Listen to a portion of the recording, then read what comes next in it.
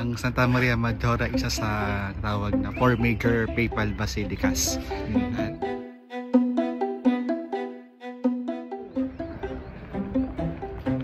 Francesco. Santa Maria Maggiore in Rome is one of the 4 papal basilicas and a masterpiece of early Christian art and architecture.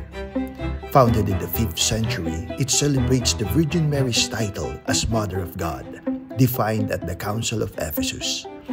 Every Jubilee year, pilgrims will pass through its holy door, seeking forgiveness and grace as they connect with centuries of faith and tradition.